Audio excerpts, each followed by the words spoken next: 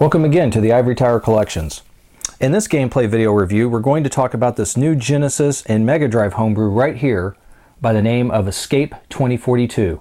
It's programmed by a French developer who goes by the name Orion and is pretty cool. It's basically a combination platformer with some mini games mixed in, and it's pretty slick. So let's take a look.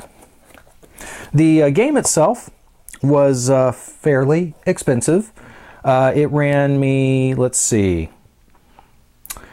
I want to say just shy of $60 shipped to the US. So, you know, on the homebrew side of things, it's kind of up there a little bit, but it does come with this clamshell case in with an insert. Now, this is one of the universal game cases, so it's a little larger than your standard Genesis cartridge shell or cartridge case. Also, the cartridge inside, of course, fits in with the multi-connector types like they have for the standard universal game cases. You get a little printed instruction manual, which of course tells you how to play the game and the storyline behind the game in different languages. So, you know, it says here, let's see, yep, start off with English.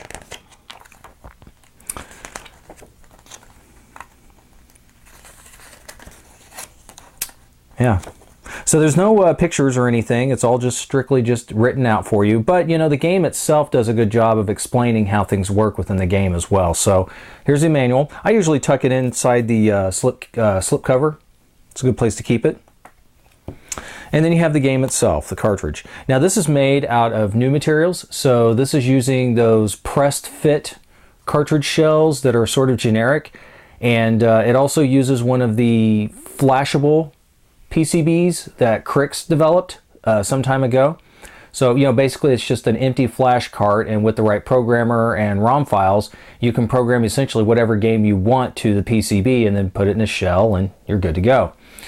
Now, mine arrived intact. It's in good shape. However, the first couple of times after I played the game and removed it, the internal tabs that snap the cartridge together actually broke loose. So I ended up having to get a couple of plastic screws, self-tapping screws in there with some Phillips heads, and drill out some holes and tap them out and attach some actual screws in there to hold the case together. So that can be something to just be aware of, just to be careful with it.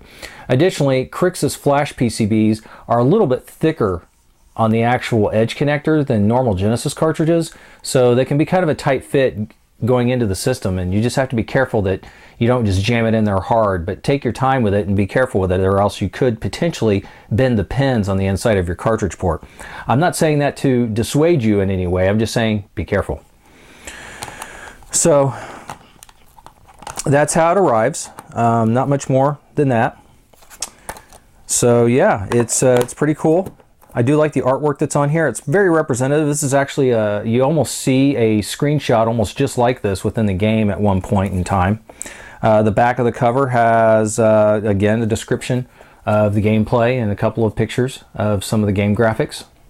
All of the music and sound in this is recorded PCM audio, and I've got a section that I'll record just so you can hear some of the different music and sound that's in the game to get an example of what that's like. But overall, it's a very impressive game.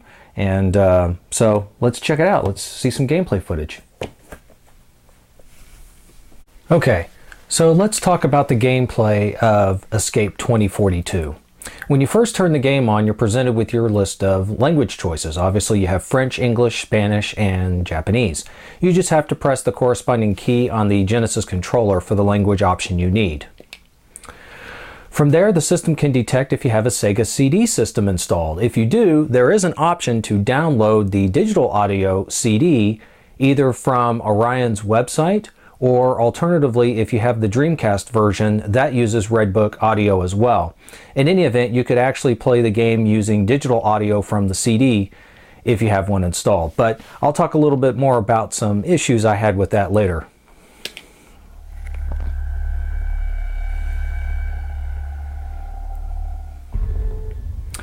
So here we are, Escape 2042.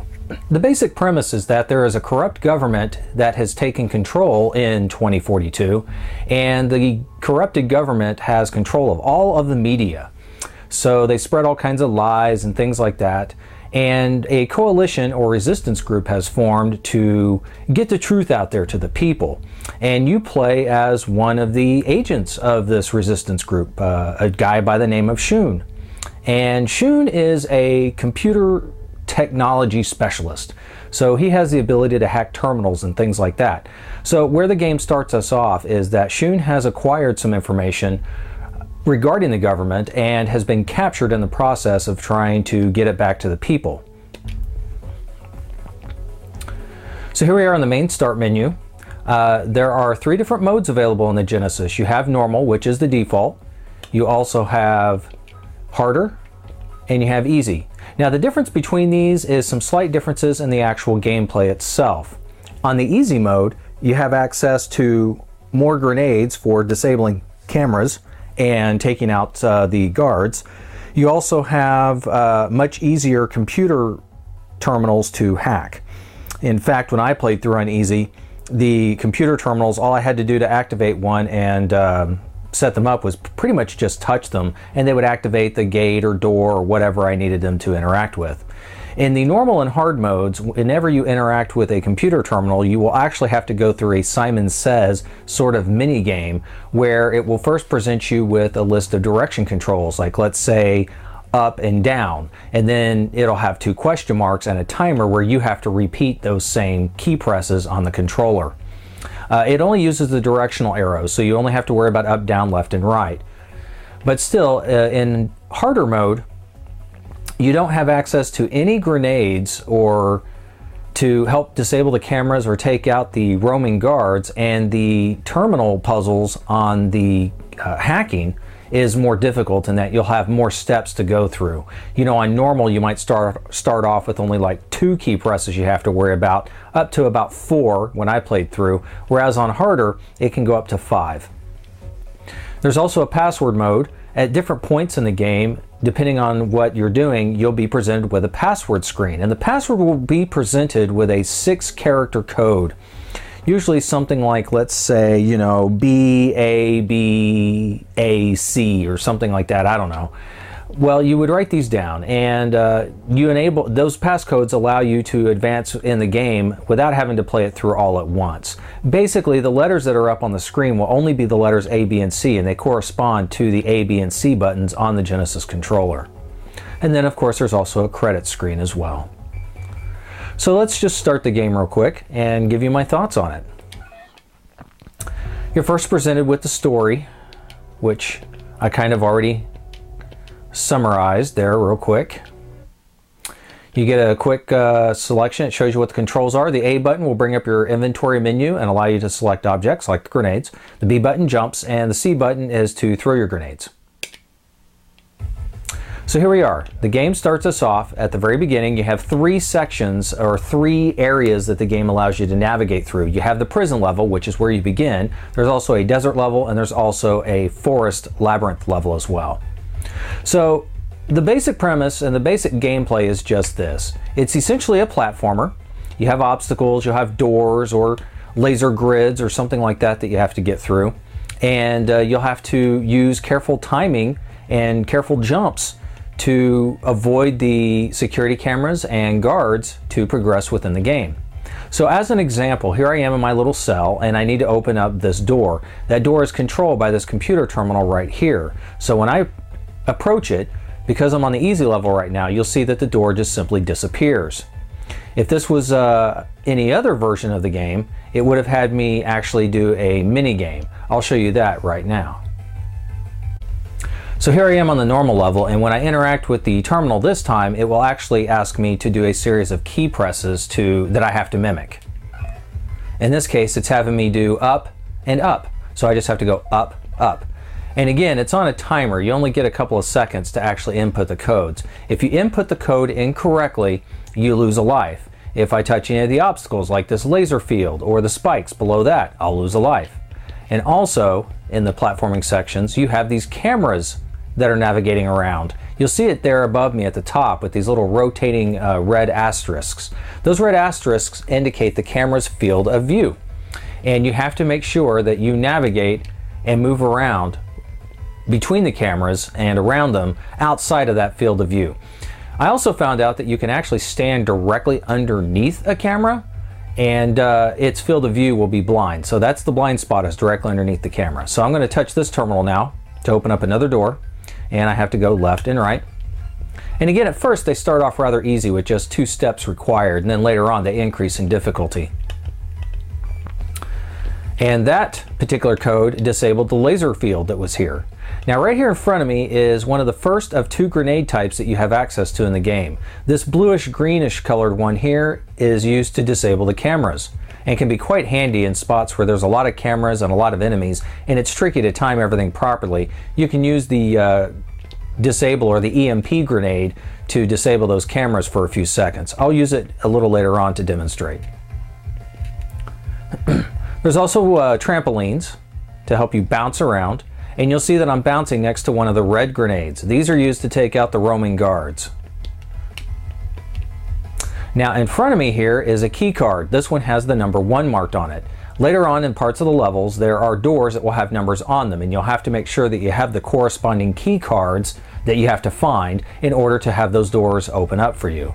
Additionally, these key cards, when you touch them, also act as the password codes to help you advance in the game. So you'll see when I touch this that a password screen will come up. So there it is, new card, pass level 1, and then there's the password. In this case, it's ABCCBA. So on the start screen previously, if I had chosen the password option, it would have asked me to input the password, and I would have just pressed the keys on the Genesis controller for A, B, C, C, B, and A. And then it would have accepted it, and I would have continued right here at this point. Now frequently when you travel between the rooms, everything will reset. So as you can see here, all the doors are reactivated again, and the laser grid field is back up as well. And there's my first door to get through. Notice it has the number 1 on it, so I have to make sure that I have that key card with the number 1. So to select the key card to get through the door, I press the A button to bring up my inventory, and then I can move left and right to select the arrow on the item I want to activate. In this case, it's the key card. Now the key cards don't require normal activation in that I don't have to press a key to use them. I merely have to have it highlighted in the inventory and then approach the door in the game and it will automatically open.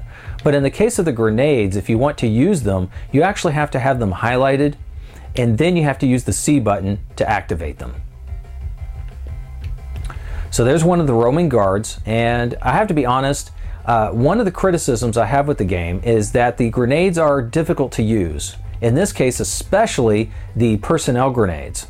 That's because when you throw a grenade, it's essentially lobbed at the object, and in the case of the personnel grenades, you have to hit them dead on in order to take them out. So I'll try to take this guy out. He's of course going to shoot at me instead, so that doesn't work very well. Yeah, see, totally missed him. Doesn't do anything at all. So I'll be honest, I didn't really use the personnel grenades much, but the ones for the cameras are handy because those are not accurate required. All I have to do is just select it, toss it anywhere, and it disables the cameras for a few seconds. And as you'll see here, the cameras will activate here in just a moment. There they go.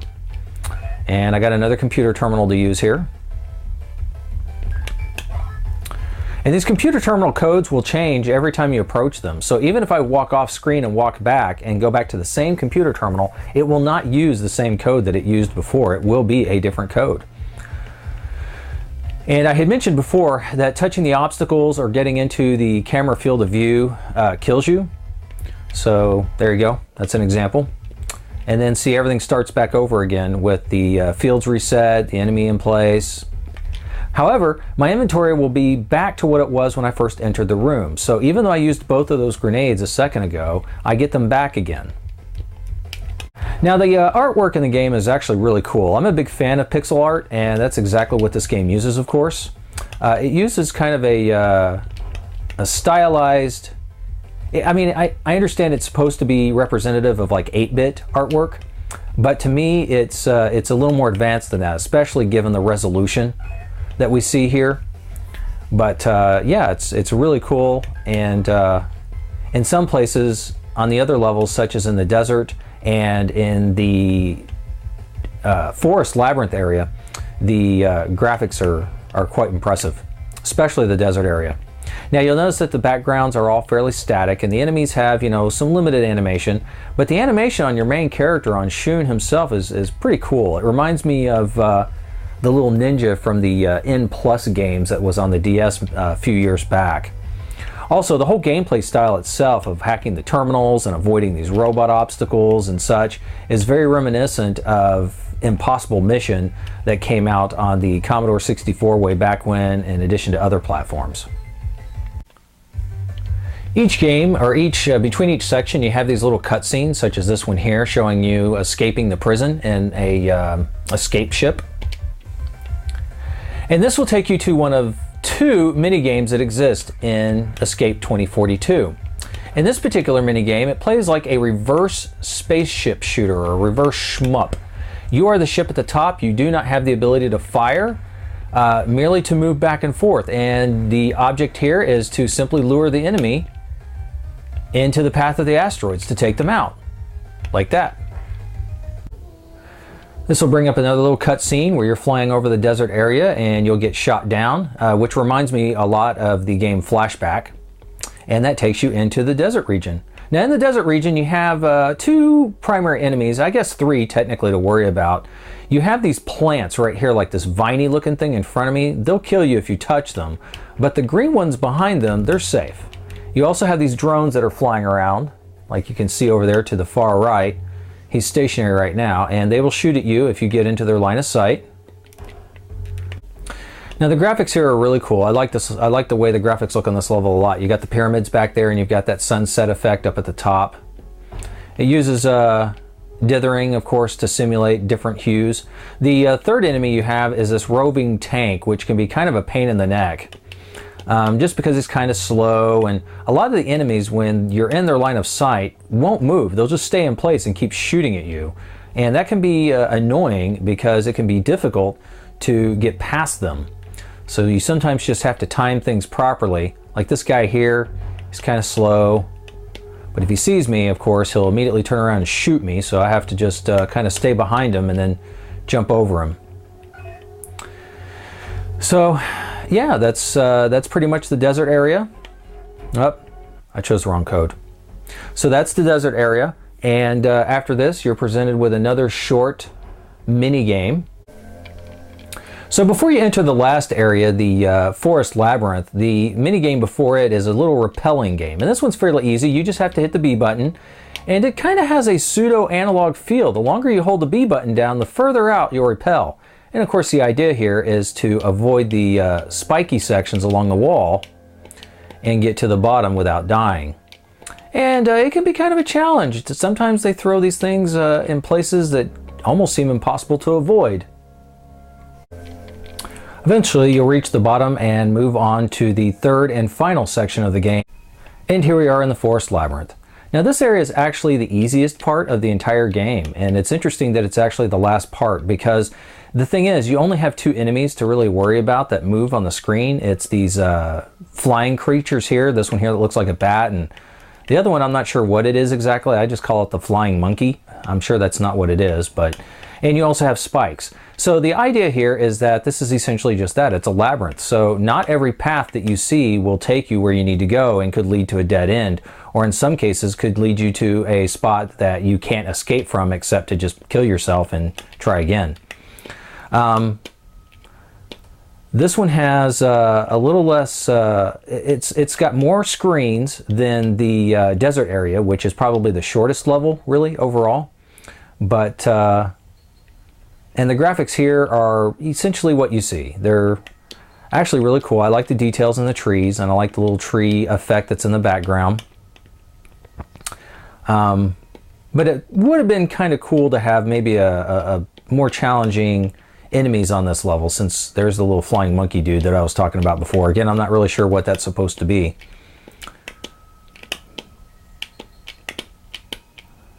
But yeah, forest level. There's one area, and it was the one thing about the game that intrigued me the most, that made me really want to purchase this, and that is actually the music. I haven't really been able to demonstrate how the music is in the game yet. I'll see if I can hook it up and record a minute or so of straight audio from it. But all of the music and sound that's in the game is actual PCM recorded audio. It is digitally recorded audio. It is not using the FM at all. And that's actually really impressive when you think about it, because the Genesis was not known for digitized sounds, and what digitized sounds there usually were very staticky and very low quality, and that's because, to be honest, back in the day, game cartridges were expensive and it required a lot of memory storage to have that digital speech or sound. And today the storage is a little cheaper to come by, so it's easier to have higher quality audio and sound effects. And Escape 2042 really utilizes that to its advantage. It's got a great soundtrack in it. It really does.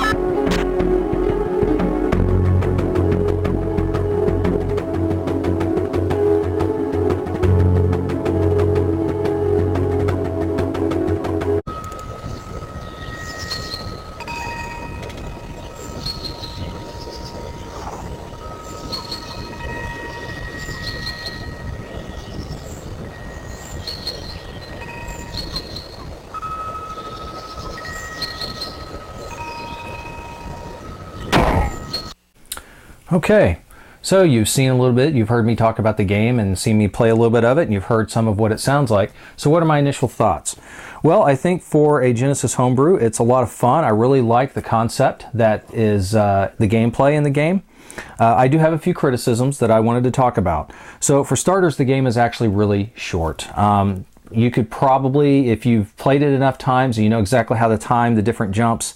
The difficulty levels that are present really don't add too much, to be honest. Yeah, they add a little bit of additional challenge, but that really only applies to the first two sections of the game. The last section of the game and the Forest Labyrinth really doesn't matter what difficulty you're on, because it's always the same. Now, about the audio is very impressive. You've heard some of it already in the videos, but I did run into a problem with the digital audio for CD users.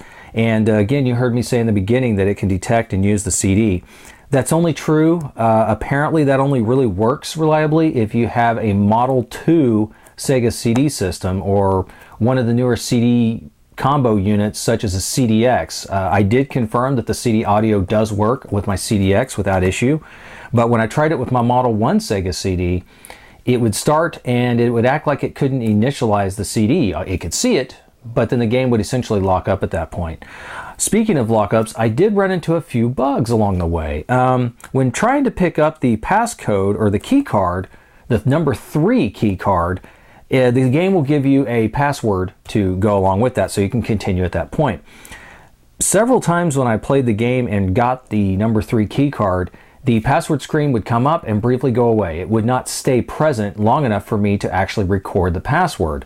I did find a workaround for that, which is when that happens, I simply just have to basically kill myself in the game and start the room over, and usually at that point I can get to the password, and at some point in time doing that it will eventually stay on the screen. But that was one bug I encountered. But overall, I think the game is great. I kind of wish that there was more levels or sections than just the 3 initial areas, because again, the game is rather short, and it would have been nice to maybe have something with a little more variety. The mini games are a cool idea. The rappelling one is kind of neat, but it does have some unfair sections to the rappelling one. Overall, the difficulty of the game I wouldn't say is that unfair. Anytime you make a mistake, you know what happened. You either jumped too soon, or you landed into an enemy, or, you know, what have you. I also wish that using the grenades was easier, especially when trying to take out the enemies like the guards, the roving guards, because it's the places where the roaming guards are at, it's very difficult to actually use those grenades. So honestly, I just never used them. But overall, it's a great effort. I really like the game a lot. I had a lot of fun with it, and this is going to be one of those that I can see myself picking up from time to time, because again, it's got that kind of a flashback, you know, impossible mission gameplay feel, but it's a very short game, and the audio, the music is really excellent in this. So it's too bad that on my Model 1 Sega CD I couldn't get the digital audio to work and record that for you, but that's just what it is. I did get confirmation that that model wasn't tested. I guess the Model 1 Sega CD is a rare beast in Europe, in the PAL territories, so most of them only have the Model 2 units. So yeah, that's my video review of Escape 2042 for the Sega Genesis / Megadrive, developed by Orion. If you've got the means to do so, and especially if you're in Europe, because it would be cheaper on shipping that way, I recommend you go ahead and pick this up and show Orion a little support. I did recently hear that he's actually gotten out of homebrew development, which is too bad, because he hasn't just developed this game for the Genesis, he's also known for some games that he's developed for the Atari Jaguar as well. So hopefully if he's got a few more sales and if he can see some more support for some of his work, he might pick it back up again, and who knows, maybe he'll expand on and we might have an Escape 2043. That'd be cool.